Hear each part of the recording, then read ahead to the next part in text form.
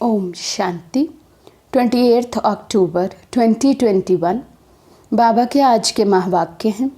बाबा समझाते मीठे बच्चे, देरी से आते हुए तेज पुरुषार्थ करो तो बहुत आगे जा सकते हो।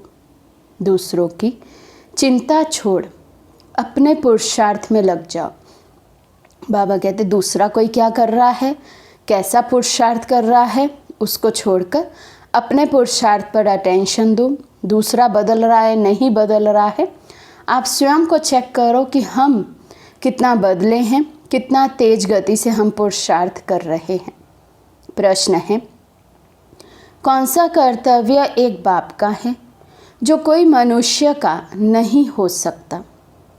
बाबा समझाते, मनुष्य को देवता बनाना, उसे शांति धाम सुख धाम का मालिक बना देना, ये कर्तव्य एक बाप का ही है जो कोई मनुष्य नहीं कर सकता। तुम्हें निश्चय है, संगम पर ही हम भगवानुवाच सुनते हैं। अभी स्वयं भगवान कल्प पहले मुआफिक राजयोग सिखला रहे हैं। बाबा कहते मनुष्य से देवता बनाने का सबसे ऊंच कर्तव्य केवल एक बाबा ही कर सकते हैं। और हम बच्चों के निश्चय की बाबा ने बात की। हमें निश्चय है कि अभी हम संगम पर भगवानुवाच सुनते हैं, डायरेक्ट भगवान से पढ़ते हैं, भगवान के महावाक्य सुनते हैं, कल्प पहले मुआफिक। ओम शांति। रूहानी बेहद का बाप बेहद के रूहानी बच्चों प्रति समझाते हैं। ये एक एक अक्षर व ज्ञान रत्न लाखों रुपयों का है। बाप ने समझाया है, परमात्मा को रूप बसंत भी कहते हैं। उनका रूप भी है, नाम शिव बाबा है। वे ज्ञान का सागर है, जिस ज्ञान से सद्गति होती है। ज्ञान धन भी है, ज्ञान पढ़ाई भी है। ये ज्ञान देते हैं स्पिरिचुअल फादर। आत्मा को कहा जाता है स्पिरिचुअल रूह। भक्ति मार्ग में आत्माएं कितना भटकती हैं, बाप से मिलने के लिए उनको ढूंढती हैं, समझते भी हैं भगवान एक शिव है, फिर भी धक्के खाते रहते हैं। बाप आकर समझाते हैं कि रूहानी बच्चों, तुम तो अविनाशी हो, परम धाम में रहने वाले हो, जहाँ से फिर आते हो यहाँ पाठ बजाने। तुम दूर देश के रहने वाले हो। ये ड्रामा है, इसका नाम है हार जीत का खेल, सुख दुख का खेल। बाप समझाते हैं कि हम और तुम सब शांति धाम के रहने वाले हैं। उसको निर्वाण धाम भी कहते हैं। पहले तो ये निश्चय करना है कि हम वहाँ के रहने वाले हैं। हम आत्मा का स्वधर्म है शांत। तो बाबा कहते पहले पहले ये निश्चय करें कि हम आत्माएं यहाँ की रहवासी नहीं हैं। यहाँ तो हम आए हैं शरीर धारण कर पाठ बजाने। असल में हम आत्माएं हैं निर्वाण धाम परम धाम की। हम आत्माओं का स्वधर्म ही है शांत। आत्मा बिंदी में सारा विनाशी पाठ भरा हुआ है। बाप पढ़ाते भी तुमको है। तुम दुनिया वाले मनुष्यों की चिंता करते हो। तुमको निश्चय है ना कि भगवानुवाच होता ही संगम पर है, फिर कब होता नहीं। कोई भी मनुष्य को देवता नहीं बना सकता, शांति धाम सुख धाम का मालिक नहीं बना सकता। कल्प पहले भी बाप ने बनाया था। अब जो प्रेसिडेंट बना है 5000 वर्ष बाद वही बनेगा। तो हूबहू रिपीट होता है ड्रामा। जिस आत्मा को जो पाठ मिला है या जिस आत्मा ने जो पाठ जैसा इस कल्प में बजाया है, वैसा ही हर कल्प वो आत्मा पाठ बजाती है। सारी दुनिया की जो सीनरियाँ हैं 5000 वर्ष बाद रिपीट होंगी। बूढ़िया इतनी सब धारण नहीं कर सकती हैं, तो उन्हों को कहा जाता है सिर्फ 3 बातें याद करो। हम आत्मा शांति धाम की रहने वाली हैं, फिर सुख धाम में आते हैं, फिर आधा कल्प के बाद जब रावण राज्य शुरू होता है तो विकारी बन जाते हैं। इसको कहा जाता है दुख धाम। बाबा कहते जो बूढ़े बूढ़े हैं, जिनको और कुछ ज्ञान का विस्तार समझ में नहीं आता है, उनको भी ये 3 बातें ज़रूर याद रखनी हैं, जिसमें बाबा ने कहा शांति धाम की हम रहने वाली आत्माएं हैं, फिर सुख धाम में आते हैं और फिर रावण राज्य शुरू हो जाता है। आत्मा उतरती कला में आती है और इसे दुख धाम कहा जाता है। अर्थात परम धाम, सुख धाम और दुख धाम, सृष्टि के आदि मध्य अंत को याद रखना ये बाबा कहते सहज है, सभी को इतना तो याद रहना ही चाहिए। जब दुख धाम पूरा होता है तब बाप कहते हैं मुझे याद करो। मुझे आना पड़ता है तुमको शांति धाम, सुख धाम में ले जाने के लिए।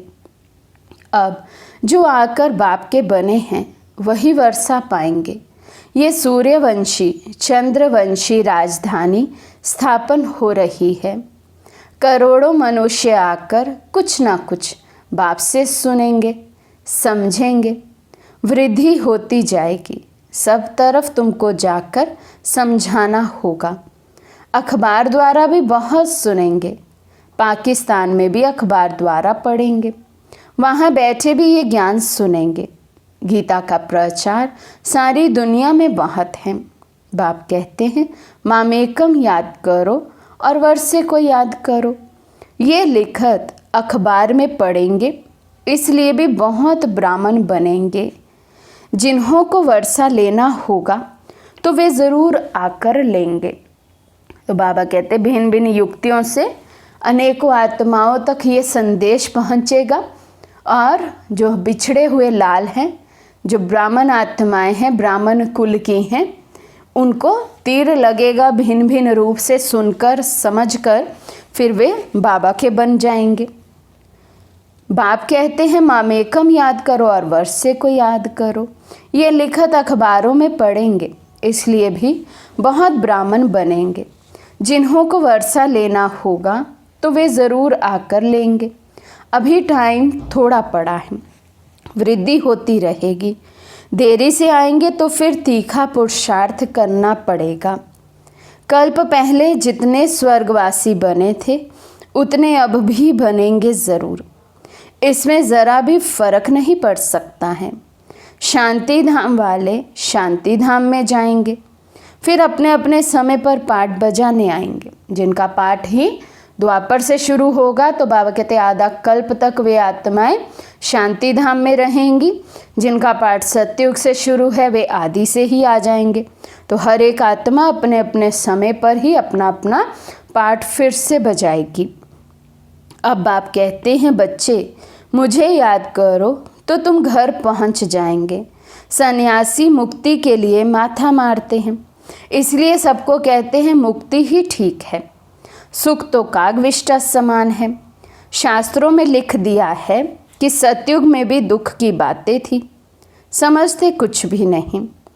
कहते हैं परमात्मा को आना है, पतित पावन परमात्मा आओ, आकर हमको रास्ता बताओ। दूसरे तरफ कहते गंगा पतित पावनी है। गंगा स्नान, यज्ञ, तप, यात्रा करना ये सब भगवान से मिलने के रास्ते हैं। जबकि बुलाते हो परमात्मा को, फिर धक्के क्यों खाते हो? ये सब भक्ति मार्ग की नूंद है। मनुष्यों को जो आता सो बोलते रहते हैं। कितनी मेहनत करते हैं परमात्मा से मिलने के लिए। अब भगवान से मिलने भगत जाएंगे या भगवान को यहाँ आना पड़ेगा? पतित आत्मा तो जा न सके, बाप आते हैं ले जाने के लिए। सभी आत्माओं का पंडा एक ही है। तुम भी पवित्र बन उनके पीछे चले जाएंगे। साजन तुमको ज्ञान रत्नों से श्रृंगारते हैं, महाराजा महारानी बनाने। बाकी कृष्ण के लिए दिखाते हैं, फलानी को भगाया, पटरानी बनाया। ये बातें लगती नहीं हैं। तुम बच्चे जानते हो हम स्वर्ग की महारानी बनेंगे। तुम ही स्वर्गवासी थे, अब बाप फिर बनाने आया है। 84 जन्मों की बात है ना, 84 लाख जन्म कोई याद कर ना सके।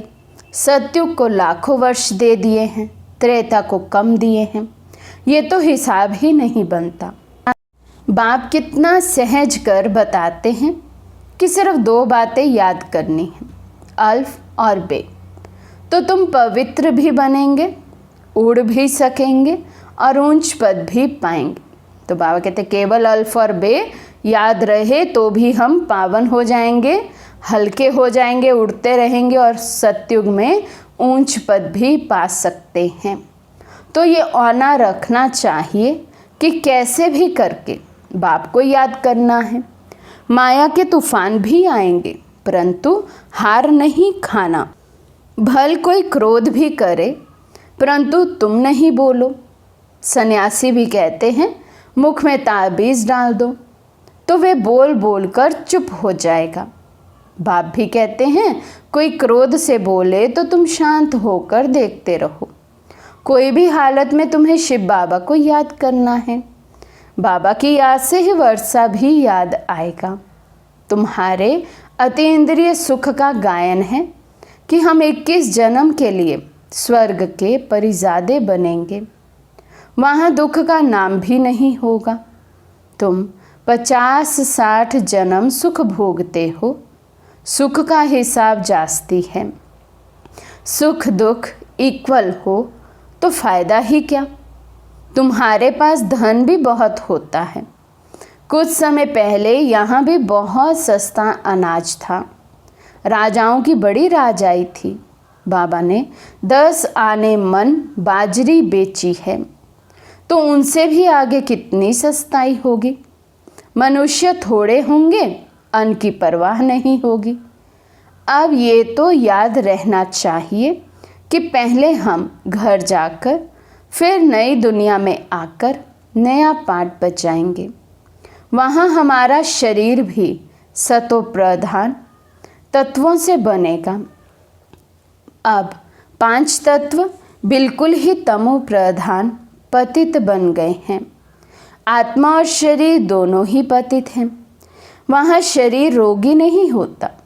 ये सब समझने की बातें हैं। तो सतयुग की बाबा सैर करा रहे हैं, क्या होता है, कैसे होता है, क्या नहीं होता है, सब कुछ बाबा याद दिला रहे हैं। रोग नहीं होगा, शरीर और आत्मा दोनों पवित्र होंगे, सतो प्रधान तत्व होंगे, तमो प्रधान कुछ भी नहीं होगा। बच्चों को यहाँ अच्छी रीति समझाते हैं, फिर घर में जाकर भूल जाते हैं। यहाँ बादल भरकर कितना खुश होते हैं, बाहर जाने से भूल जाते हैं। मधुबन की बाबा बात कर रहे हैं, सन्मुख बाबा से मिलते हैं, ज्ञान अमृत पीते हैं, बादल भरते हैं, लेकिन बाहर जाके बाबा कहते फिर सब कुछ भूल जाता है। आगे रास विलास बहुत चलता था, फिर वे सब बंद कर दिया। मनुष्य समझते थे जादू है। भक्ति में जब नादा भक्ति करते हैं तब मुश्किल साक्षात्कार होता है। यहाँ भक्ति की तो बात ही नहीं, बैठे बैठे साक्षात्कार में चले जाते थे, इसलिए जादू समझते थे। आजकल दुनिया में कितने भगवान बन गए हैं, नाम रखते हैं सीता राम राधे कृष्ण आदि। कहाँ वे स्वर्ग के मालिक, कहाँ ये नरकवासी। इस समय सब नरकवासी हैं। सीढ़ी में साफ दिखाया है। सीढ़ी बच्चों ने अपने विचार सागर मंथन से बनाई है। बाबा देख खुश हुआ। सीढ़ी में सब बातें आ जाती हैं। द्वापर से विकारी राजाएं कैसे भक्ति करते करते नीचे आए हैं। अभी तो कोई ताज नहीं है। चित्र पर समझाना सहज होता है। 84 जन्मों में कैसे उतरती कला होती है, फिर चढ़ती कला कैसे होती है। गाते भी हैं, चढ़ती कला तेरे भाने सर्व का भला। बाबा आकर सबको सुख देते हैं। सब पुकारते हैं कि हे बाबा हमारा दुख हरो सुख दो, परंतु कैसे दुख हरते हैं सुख कैसे मिलता है ये किसी को मालूम नहीं। आजकल मनुष्य गीता कंठ कर सुनाते हैं, नट शैल में अर्थ समझा देते हैं, संस्कृत में श्लोक कंठ करके सुनाते हैं, तो कह देते ये महात्मा अच्छा है। लाखों मनुष्य जाकर पाँव पड़ते हैं, उस पढ़ाई में तो 15-20 वर्ष लग जाते हैं। उन्हों में कोई बुद्धिवान होते हैं तो झट श्लोक आदि कंठ कर सुनाने लगते हैं, तो उनके पास ढेर पैसे इकट्ठे हो जाते हैं। ये सब कमाई के रास्ते हैं। जब कोई देवाला मारता है तो भी जाकर संन्यास धारण करता है तो सब चिंताएं दूर हो जाती हैं। फिर कुछ ना कुछ मंत्र जंत्र याद कर लेते हैं, चक्र लगाते रहते हैं। ट्रेन में भी चक्र लगाते रहते हैं। यहाँ तो बाप कहते हैं कि अपने को आत्मा समझ बाप को याद करो। बाप और आत्माएं सब निराकारी दुनिया में रहती हैं, वहाँ से साकारी दुनिया में आते हैं पाठ बजाने। अब नाटक पूरा होना है। तुम तमो प्रधान होने के कारण वापस जा नहीं सकते। अब बाबा आया है तुमको सतो प्रधान बनाने। सभी अपने घर जाएंगे। बाकी स्वर्ग में सिर्फ देवी देवताओं का राज्य होगा। शांति धाम, सुख धाम, दुख धाम कब कब था ये भी किसी की बुद्धि में नहीं आएगा, क्योंकि घोर अंधियारे में है। सब मनुष्य आत्माएं, बाबा कहते घोर अंधियारे में है, इसलिए कुछ भी किसी की बुद्धि में नहीं आता। शांति धाम, सुख धाम, दुख धाम कब था किसे कहा जाता है, मनुष्य कुछ भी समझते नहीं। समझते हैं कलयुग का अंत अजुन इतने 1000 वर्षों के बाद होगा। कोई हिसाब ही नहीं है। मनुष्य बढ़ते जाते हैं, अन्न मिलता नहीं। 40,000 वर्ष अभी और हो तो पता नहीं क्या हो जाए। जो बोलते हैं वे बिल्कुल ही झूठ। बाबा कहते जो ऐसा बोलते हैं कि अभी 40,000 वर्ष और पड़ा है, बाबा कहते वे तो बिल्कुल झूठ बोलते हैं, सच की रत्ती भी नहीं। अब बाप सिखलाते हैं रावण पर कैसे विजय पानी है। रावण पर जीत तुम ही पाते हो। सारी दुनिया को रावण से छुड़ा देते हैं। तुम्हारी शक्ति सेना है। तुम भारत को स्वर्ग बना रहे हो। कितनी अच्छी अच्छी बातें समझाते हैं। फिर तुमको बाप और वर्षे को याद कर कितना खुश रहना चाहिए। तो बाबा कहते बाबा इतनी अच्छी अच्छी बातें हमें समझाते हैं, सिखाते हैं, तो हमें भी बाबा को और वर्षे को याद करके कितना खुश होना चाहिए। लेकिन खुशी कब होगी, जब याद रहेगा। तो बाबा कहते इसलिए भूल जाते हैं तो दुखी हो बनते हैं। कितनी अच्छी अच्छी बातें समझाते हैं। फिर तुमको बाप और वर्षे को याद कर कितना खुश रहना चाहिए। ज्ञान मार्ग में खुशी बहुत होती है। अभी बाबा आया हुआ है। अभी हम इस पुरानी दुनिया से गए कि गए। बाबा को याद करने से सतो प्रधान बनेंगे, नहीं तो सजाएं खानी पड़ेंगी। फिर करके रोटी टुकड़ा मिलेगा, इससे क्या फ़ायदा। तो बाबा कहते अपने आप से ही ये बातें करनी चाहिए। कितना अच्छा बाबा मिला है, इतनी अच्छी स्वर्ग की बादशाही बाबा दे रहे हैं, तो हम क्यों ना पुरुषार्थ करें। पुरुषार्थ नहीं करेंगे, बाबा को याद नहीं करेंगे तो सजाएं खानी पड़ेंगी। सजाएं खाएंगे तो पद भी भ्रष्ट हो जाएगा। तो जितना हो सके अपना पुरुषार्थ करना है, श्रीमत पर चलना है, कदम कदम पर बाबा से राय लेनी है। कोई कहते हैं बाबा धंधे में झूठ बोलना पड़ता है। बाबा कहते हैं धंधे में तो झूठ होता ही है, तुम बाबा को याद करते रहो। ऐसे नहीं विकार में जाकर फिर कहो मैं बाबा की याद में था। नहीं, विकार में गए तो मरे। ये तो बाप के साथ प्रतिज्ञा की है ना। पवित्रता के लिए ही राखी बांधी जाती है, क्रोध के लिए कब राखी नहीं बांधी जाती। राखी बंधन का मतलब ही है विकार में नहीं जाना है। मनुष्य कहते हैं पतित पावन आओ। तुम बच्चों के अंदर में खुशी बहुत होनी चाहिए।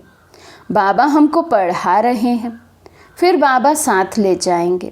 वहाँ से स्वर्ग में चले जाएंगे। जितना हो सके सवेरे उठकर बाबा को याद करना है। याद करना गोया कमाई करना। इसमें आशीर्वाद क्या करेंगे? ऐसे थोड़ी कहना है आप आशीर्वाद करो तो हम याद करें। सब पर आशीर्वाद करें तो सब स्वर्ग में चले जाएं। यहाँ तो मेहनत करनी है। बाबा कहते यहाँ आशीर्वाद से काम नहीं चलेगा और सबको खुद मेहनत करनी है। यदि बाबा आशीर्वाद करें तो बाबा के लिए तो सब बच्चे एक समान हैं। तो बाबा कहते हैं मुझे तो फिर सब पर आशीर्वाद करना पड़े और फिर तो सब सतयुग के महाराजा महारानी बन जाए। तो राजधानी तो स्थापन ही नहीं होगी, क्योंकि राजधानी तो हमारे अपने पुरुषार्थ पर है, कैसे हमने क्या पद पाना है। तो बाबा कहते यहाँ मेहनत की बात है। जितना हो सके बाबा को याद करना है। बाबा माना वर्षा, बाबा को याद किया माना वर्षा याद आना, तो बाबा माना वर्षा। जितना याद करेंगे उतना राजाई मिलेगी। याद से बहुत फ़ायदा है, सस्ता सौदा है। ऐसा कोई सस्ता सौदा दे ना सके, ये भी कोई विरला ही लेते हैं। अच्छा, मीठे मीठे सिकी लदे बच्चों प्रति माता पिता बाप दादा का याद प्यार और गुड मॉर्निंग। रूहानी बाप की रूहानी बच्चों को नमस्ते। हम रूहानी बच्चों की रूहानी बाप दादा को दिल व जान सिक व प्रेम से नमस्ते नमस्ते नमस्ते जी। धारणा के लिए मुख्य सार। फर्स्ट पॉइंट, जब कोई क्रोध करता है तो बहुत बहुत शांत रहना है। क्रोधी के साथ क्रोधी नहीं बन जाना है। माया के किसी भी तूफान से हारना नहीं है। सेकंड पॉइंट, सवेरे सवेरे बाप को याद करना है। अपनी कमाई जमा करनी है। पवित्रता की पक्की राखी बांधनी है। आज का वरदान है, हर कर्म करते हुए कमल आसन पर विराजमान रहने वाले सहज व निरंतर योगी भव। हर कर्म करते हुए कमल आसन पर विराजमान रहने वाले सहज व निरंतर योगी भव। निरंतर योगयुक्त रहने के लिए कमल पुष्प के आसन पर सदा विराजमान रहो, लेकिन कमल आसन पर वही स्थित रह सकते हैं जो लाइट है। किसी भी प्रकार का बोझ अर्थात बंधन ना हो। मन के संकल्पों का बोझ, संस्कारों का बोझ, दुनिया के विनाशी चीज़ों की आकर्षण का बोझ, लौकिक संबंधियों की ममता का बोझ। जब ये सब बोझ खत्म हो तब कमल आसन पर विराजमान निरंतर योगी बन सकेंगे। स्लोगन, सहनशीलता का गुण धारण कर लो तो असत्यता का सहारा नहीं लेना पड़ेगा। सहनशीलता का गुण धारण कर लो तो असत्यता का सहारा नहीं लेना पड़ेगा। अच्छा, ओम शांति।